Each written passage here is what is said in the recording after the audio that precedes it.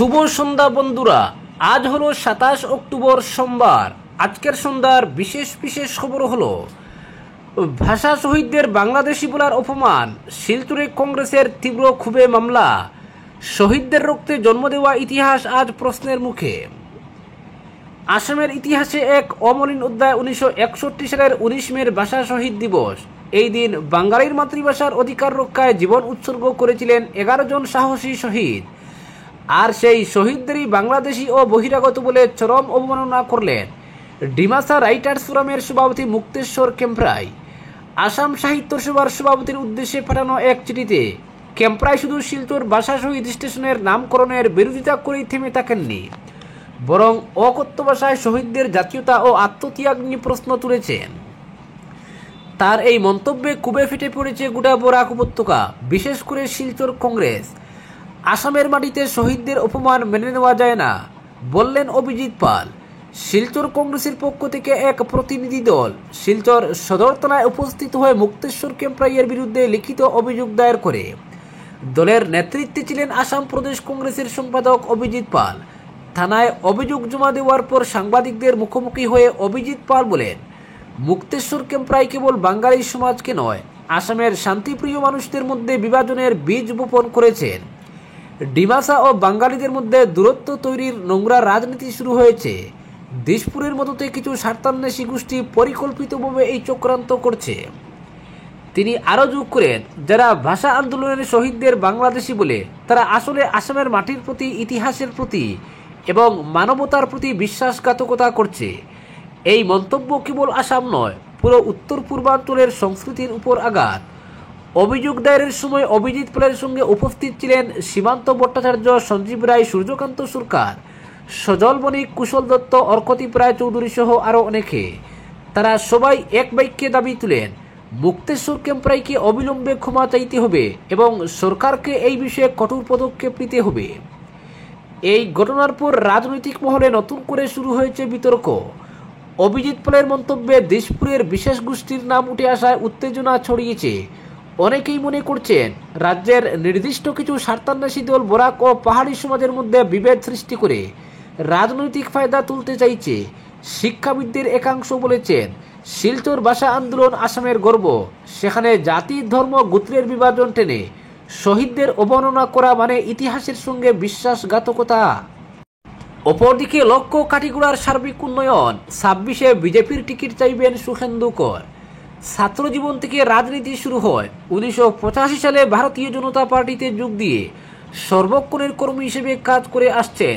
41 বছর পর 26-এর বিধানসভা নির্বাচনে কাটিগড়া কেন্দ্রে দলীয় মনোনয়ন চাইলেন দলের একনিষ্ঠ কর্মী, প্রতিষ্ঠিত ব্যবসায়ী তথা গণসংযোগ রক্ষাকারী সুখেন্দু কর ওরফে অঞ্জন কর।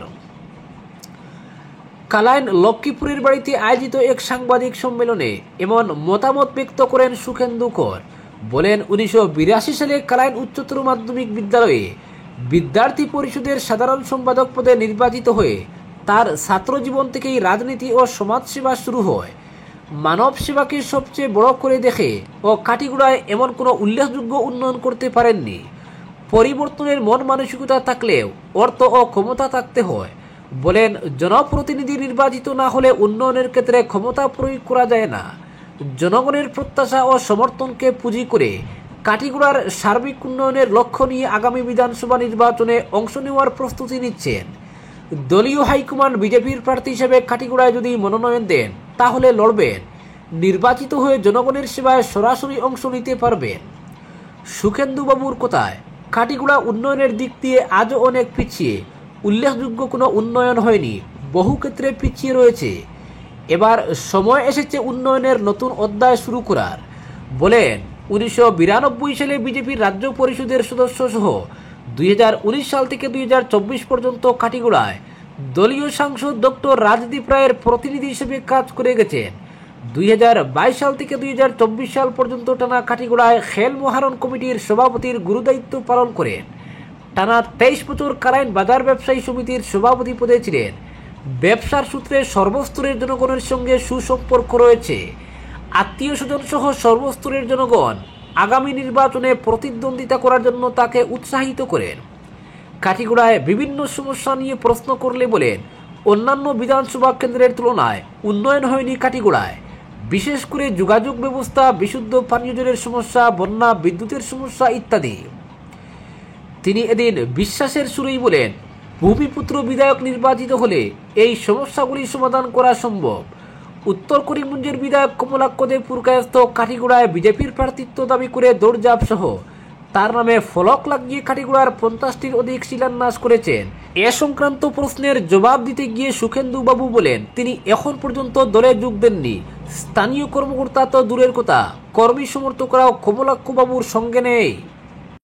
অপরদিকে 5 বছরেরও বেশি সময় ধরে বন্ধ থাকার পর ভারত ও চীনের মধ্যে অবশেষে সরাসরি বিমান পরিষেবা চালু হলো।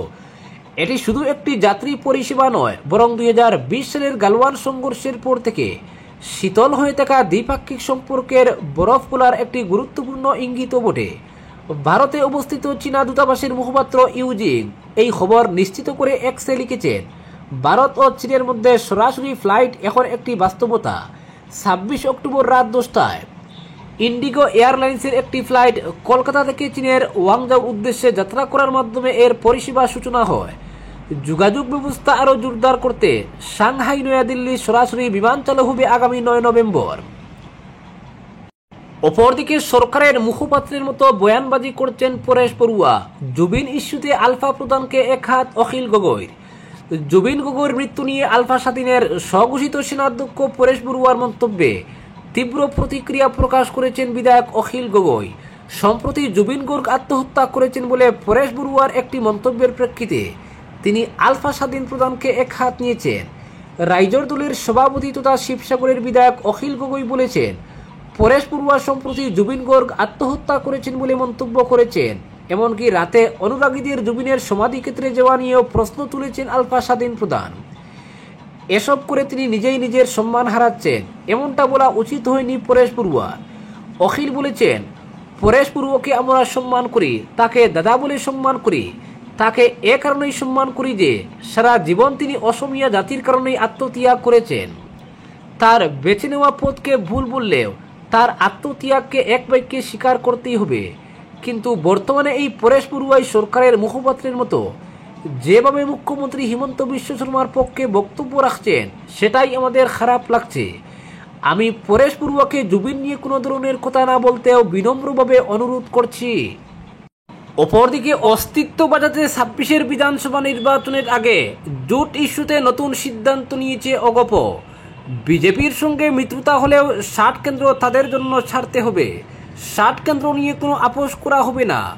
অগপর দুদিনের চিন্তন বৈঠকে এই গুরুত্বপূর্ণ সিদ্ধান্ত নেওয়া হয়েছে বলে একটি সূত্র থেকে দাবি করা হয়েছে। চিন্তন বৈঠকে জেলার বিভিন্ন বর্ষীয়ান নেতা আঞ্চলিক রাজনীতির অস্তিত্ব নিয়ে ব্যাপক আত্মবিশ্লেষণ করার পর এই সিদ্ধান্ত নেওয়া হয় বলে সূত্রের দাবি।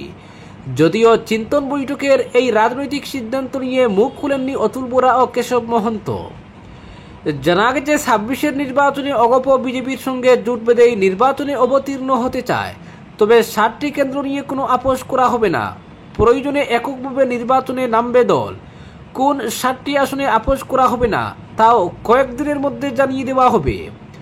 চিন্তন বৈঠকে আলোচনা হয়েছে বহু কেন্দ্রে অগপর একক প্রভাব থাকার পরও মিত্রতার স্বার্থে সেখানে ত্যাগ স্বীকার করতে হয়েছে এবং ত্যাগ করতে করতে অগপ বর্তমানে এমন এক অবস্থা এসে দাঁড়িয়েছে যে মেরুদণ্ড সোজা রাখারও ক্ষমতা হারিয়েছে।